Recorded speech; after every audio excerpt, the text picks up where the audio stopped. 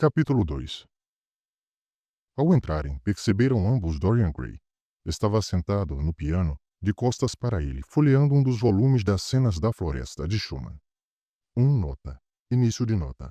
Robert Schumann, 1810 a 1856, compositor e pianista alemão, um dos maiores expoentes do romantismo. Suas Cenas da Floresta, Op. 82, foram escritas entre 1848 e 1849.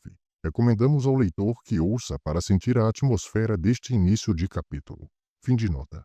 Vou levá-las emprestadas, Basil, exclamou. Preciso estudá-las. São encantadoras. Isso depende do modo de posares hoje, Dorian. Oh, estou fatigado de posar e não preciso de um retrato de tamanho natural, respondeu o adolescente, girando com um ar petulante sobre o tamborete do piano. Um ligeiro rubor cobriu-lhe as faces e fê-lo mudar de gesto, quando percebeu Lord Henry. Peço-te perdão, Basil, mas não sabia que vinhas acompanhado. Dorian é o Lord Henry Wotton, um dos meus velhos amigos de Oxford. Dizia-lhe justamente que és um admirável modelo e vens estragar tudo. Não está, porém, estragado o meu prazer de encontrá-lo, Mr. Gray, disse Lord Henry, adiantando-se e estendendo-lhe a mão. Minha tia muitas vezes me tem falado de si. O senhor é um dos seus favoritos e receio que também seja uma de suas vítimas. Presentemente creio estar entre as suas más noites, replicou Dorian, com um trejeito gaiato de arrependimento. Terça-feira última, prometera acompanhá-la a um clube de Whitechapel, e esqueci-me inteiramente da promessa. Devíamos fazer ouvir um duo, ou melhor, 3 duos. Não sei o que me dirás. Assusto-me com a simples ideia de vê-la. Eu o reconciliarei com a minha tia. É-lhe muito dedicada e não creio que o caso ofereça motivo para irritações. O auditório contava com um duo. Quando minha tia Agatha se achega ao piano, faz barulho por 2. É mal para ela e um pouco gentil comigo, observou Dorian, dando uma gargalhada. Lord Henry examinava-o. Ele era, de certo, extraordinariamente belo, com seus lábios escarlates finamente talhados, os olhos claros azuis, a cabeleira de cachos de ouro. Tudo na sua face atraía a confiança, desde que nela não se descobrisse essa candura de mocidade aliada à pureza ardente na adolescência. Sentia-se que o mundo ainda não o havia poluído. Como se surpreender que Basil Hallward o estimasse de tal forma? O senhor é realmente bem sedutor para ocupar-se de filantropia, Mr. Gray. Muito sedutor. E Lord Henry, estirando-se no divã, abriu a cigarreira. O pintor preparava febrilmente a palheta e os pincéis. Mostrava um ar aborrecido. Quando ouviu a última frase de Lord Henry, lançou-lhe os olhos. Hesitou um instante, mas afinal decidiu-se. Harry, disse. Preciso acabar hoje este retrato. Não terias vontade de ir-te embora? Lord Henry sorriu e contemplou Dorian Gray. Devo partir, Mr. Gray? Perguntou ele. Oh, não, peço-lhe, Lord Henry. Eu percebo que Basil está indisposto e não posso suportá-lo quando faz má cara. Mas por que não me posso ocupar de filantropia?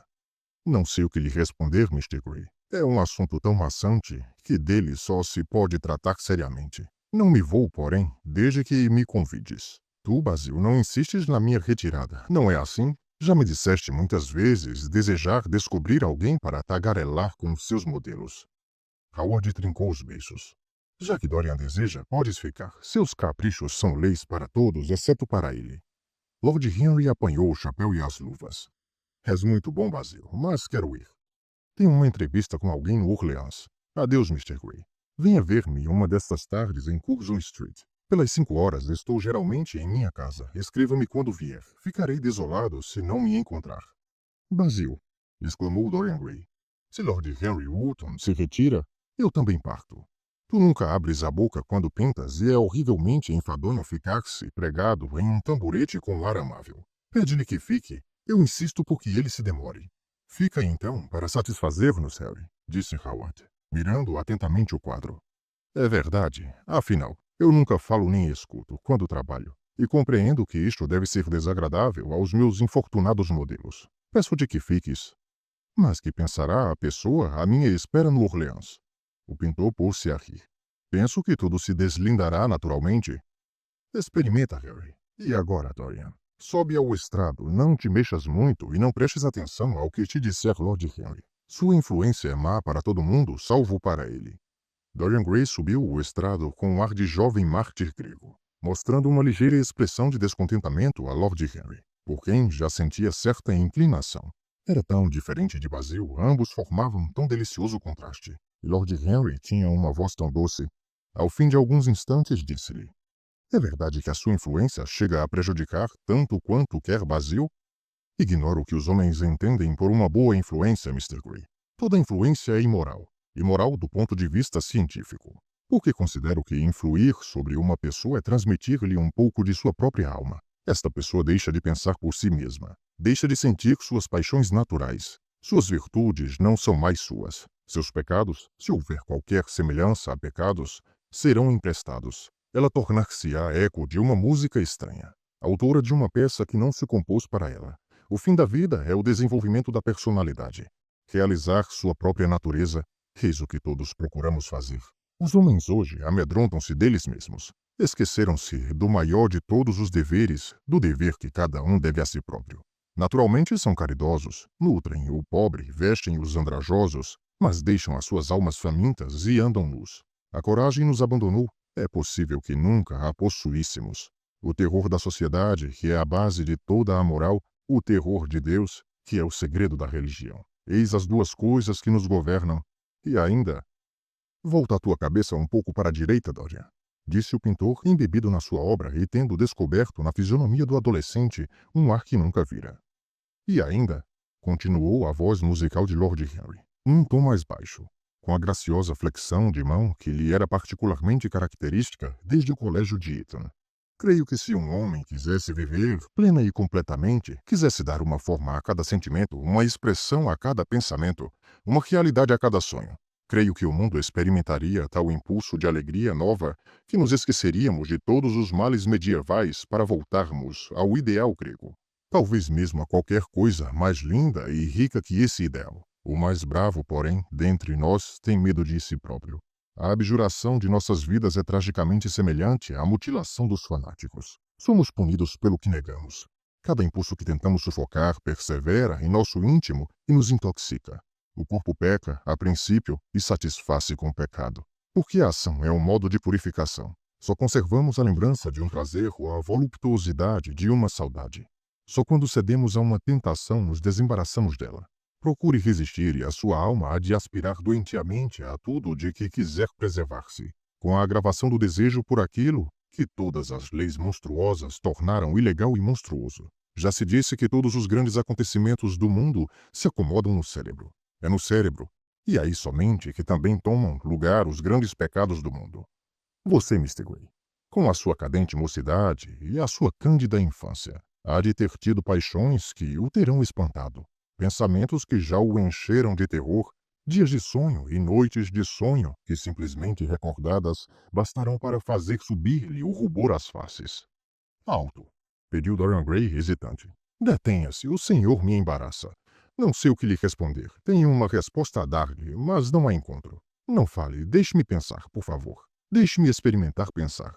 Durante quase 15 minutos, Dorian conservou-se em um movimento, com os lábios entreabertos e os olhos estranhamente brilhantes. Parecia ter obscuramente consciência de que nele atuavam influências ainda não sentidas, mas que lhe pareciam vir inteiramente de si.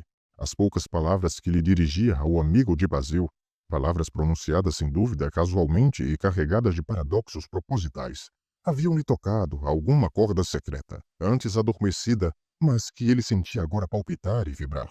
A música já uma vez o impressionara assim. Já o perturbara muitas vezes. Não é um novo mundo, mas antes um novo caos o que ela desperta em nós. As palavras. As simples palavras, como são terríveis. Quantas são límpidas, fulgurantes ou cruéis. Bem quiséramos evitá-las. No entanto, que sutil magia há nelas. Dir-se-ia que dão uma forma plástica às coisas informes e que possuem uma música própria, tão doce como a do alaúde ou a de um violino. As simples palavras, que há de mais real que as palavras? Sim, passaram-se os fatos na sua infância que ele não conseguira compreender.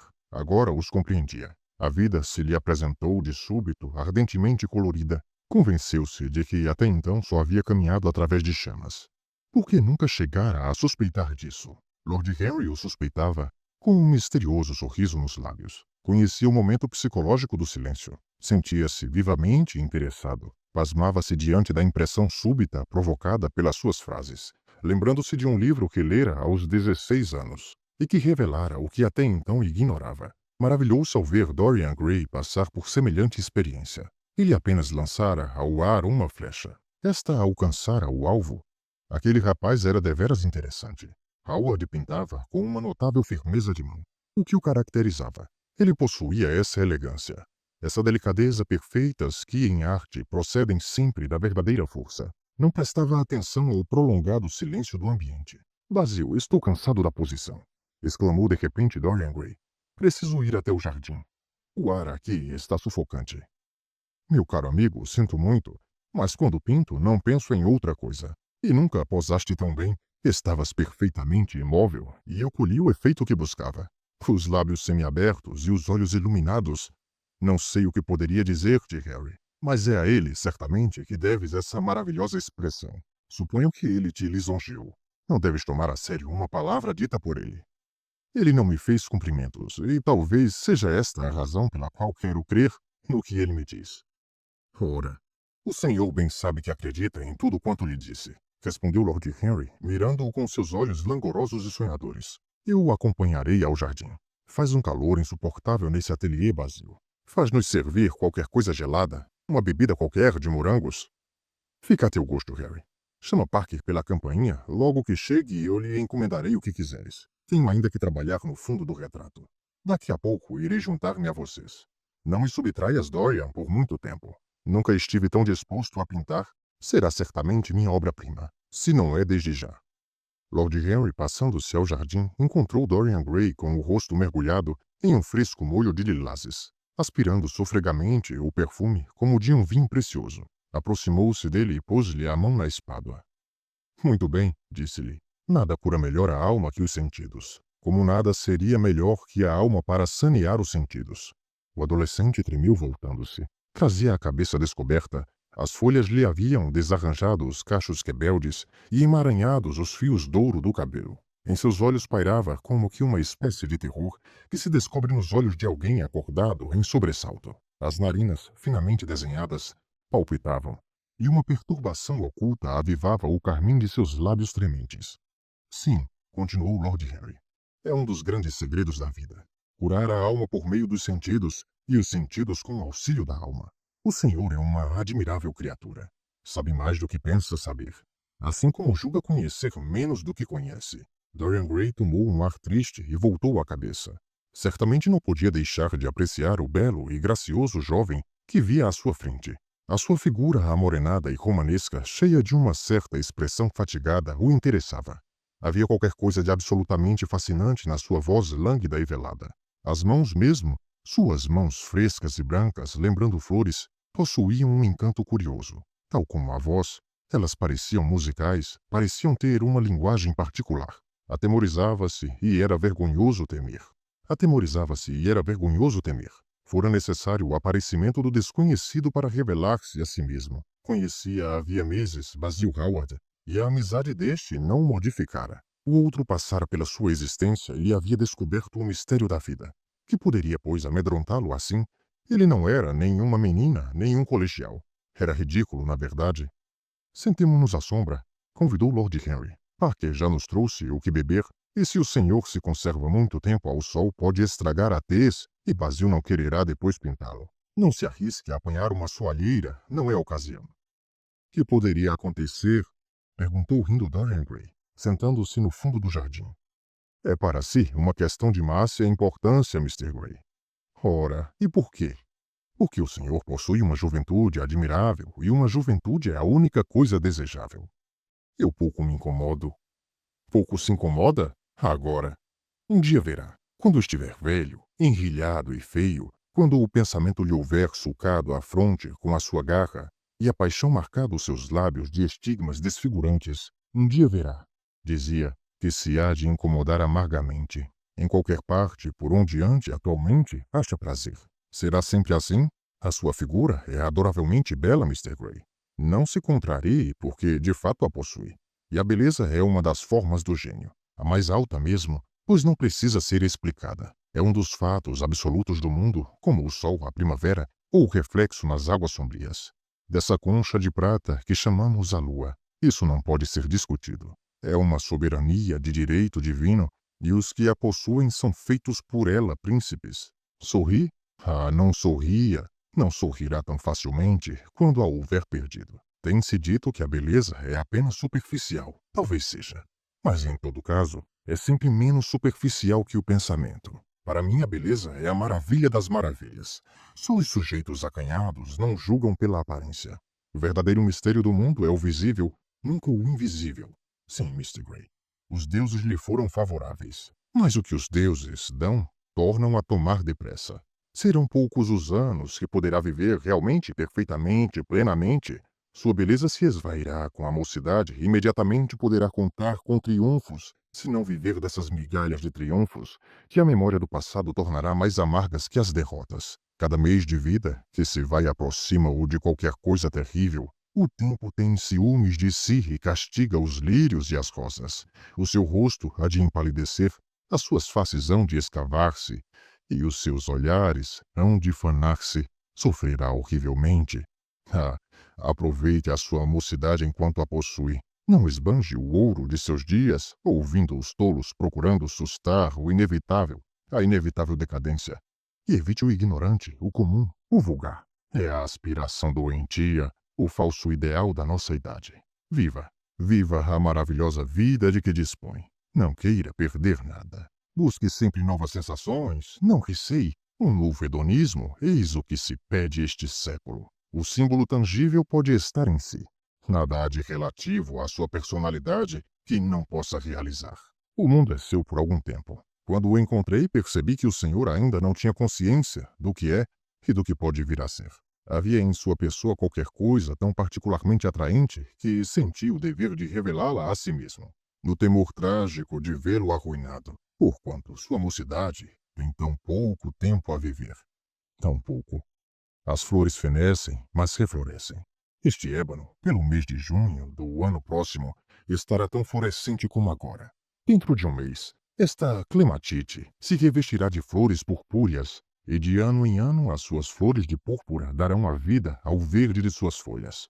Nós, porém, jamais que viveremos a nossa mocidade. As pulsações de alegria que em nós se avivam aos 20 anos vão se enfraquecendo. Fatigam-se os nossos membros e amortecem, carregados os nossos sentidos. Todos nos transformaremos em odiosos polichinelos, perseguidos pela recordação do que nos aterrou, pelas exóticas tentações que não soubemos corajosamente satisfazer.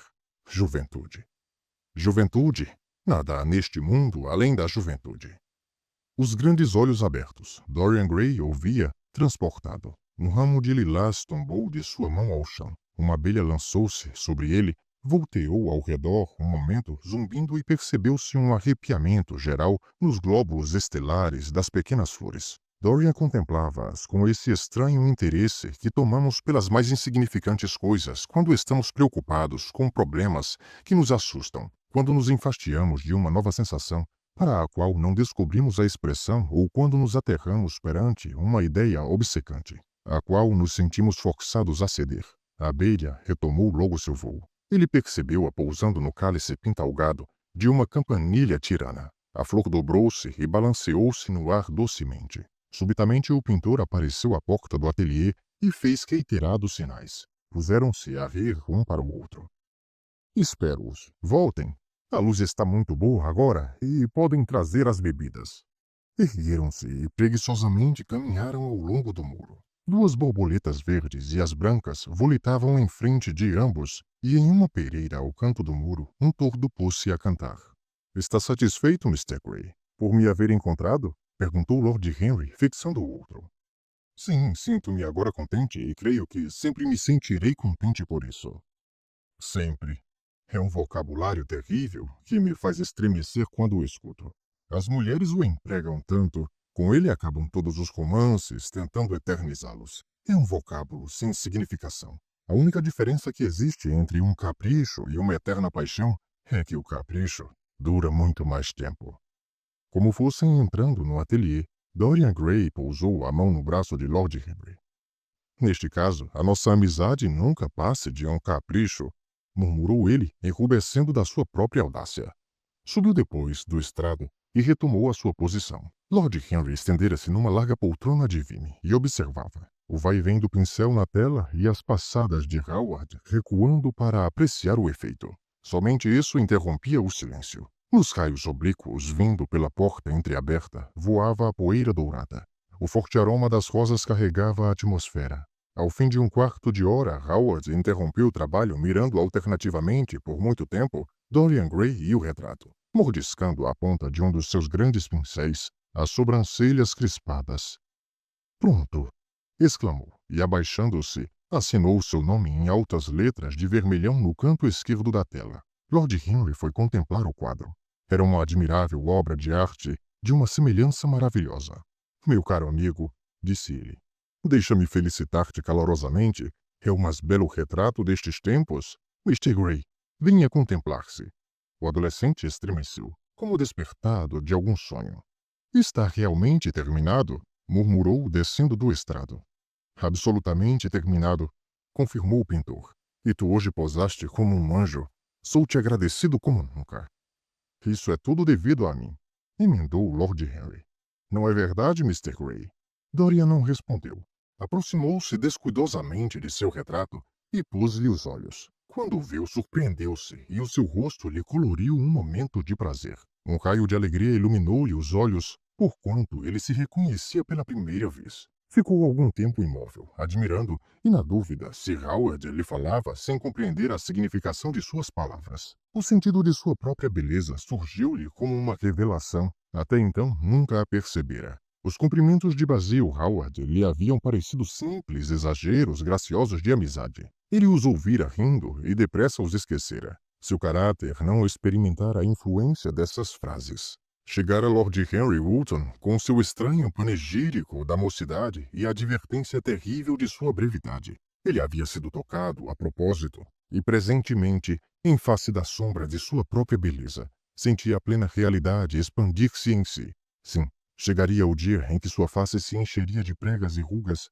seus olhos se encovariam sem cor, e ir-se-ia a graça de toda a sua pessoa, alquebrada e deformada. Passaria o escarlate de seus lábios como desapareceria o ouro de sua cabeleira. A vida que lhe devera aperfeiçoar a alma, abater-lhe-ia o corpo. Seria horrível, desfigurado, disforme. Como pensasse em tudo isso, uma sensação de dor aguda atravessou-o como um punhal e deixou em estremecimento cada uma das delicadas fibras do seu ser. Carregou-se a ametista de seus olhos e obscureceu-os um sereno de lágrimas. Ele sentiu que uma mão de gelo lhe comprimia o coração. "Gostas disso?" perguntou enfim Howard, um pouco pasmado ante a mudez do adolescente, que não compreendia. "Naturalmente ele há de gostar", disse Lord Henry. "Por que não haveria de gostar? É um dos mais nobres fragmentos da arte contemporânea. Eu te darei o que quiseres por isso. Preciso disso." "Não me pertence, Harry." "A quem pertence então?" "É boa. A Dorian", respondeu o pintor. "Ele é feliz." "Que coisa profundamente triste", murmurava Dorian, os olhos fixados no retrato. "Sim, profundamente triste. Eu ficarei velho, aniquilado, hediondo.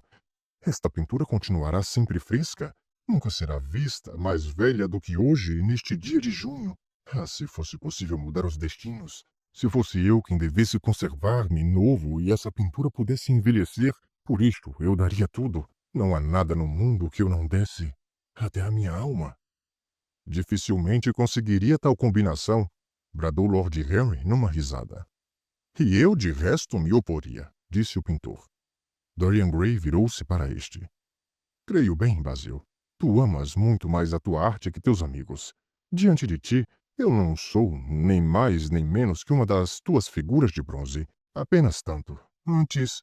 O pintor observou-o com espanto. Estava tão pouco habituado a ouvir Dorian exprimir-se assim, que haveria acontecido. Na verdade, ele mostrava-se desolado. Seu rosto ruborizava-se e as faces ardiam-lhe. "Sim", continuou ele, "tu me estimas menos que o teu Hermes de marfim ou ao teu fauno de prata. Hás de apreciá-lo sempre. Quanto tempo gostarás de mim?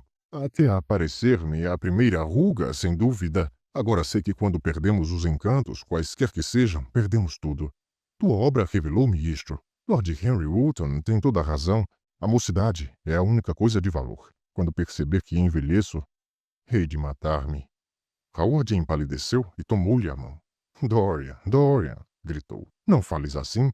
Nunca tive amigo igual a ti e jamais terei outro. Tu não podes ter ciúme de coisas materiais, não achas? Não és mais belo que qualquer delas?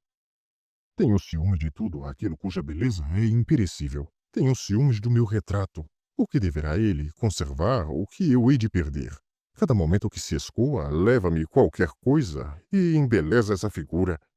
Oh, se pudéssemos mudar, se esse retrato pudesse envelhecer, se eu pudesse conservar-me tal como sou, por que pintaste isso? Que ironia, um dia. Que ferina ironia. Lágrimas quentes cobriam-lhe os olhos e ele torcia as mãos.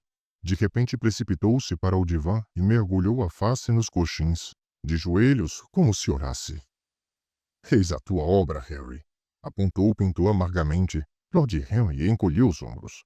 Eis o verdadeiro Dorian Gray. Não é tal. Se não é que mal fiz eu. Devias ter partido quando te pedi, ciciou o outro. Fiquei porque me pediste, respondeu Lord Henry. Harry, eu não quero agora brigar com meus dois melhores amigos.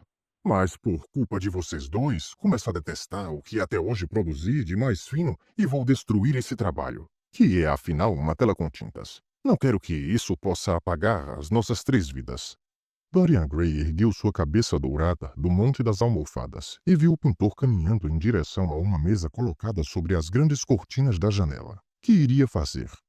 Seus dedos, entre uma porção de bisnagas de estanho e pincéis secos, procurava qualquer coisa. Uma lâmina de aço flexível, a faca da palheta.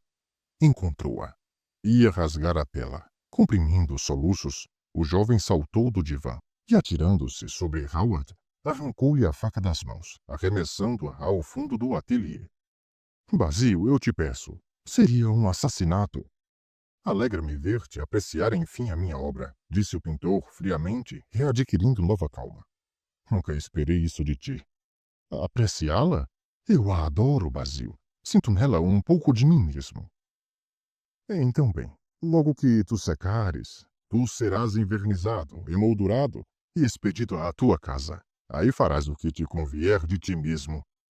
Basil Howard atravessou a sala e tocou a campainha para o chá. Queres chá, Dorian? E tu também, Harry? Ou pretendem apresentar alguma objeção a estes simples prazeres? Adoro os prazeres simples, disse Lord Henry. São os últimos refúgios dos seres complexos. Não gosto, porém, das cenas, a não ser nos tablados. Que extravagantes são vocês dois. Estranho que se haja definido o homem um animal racional.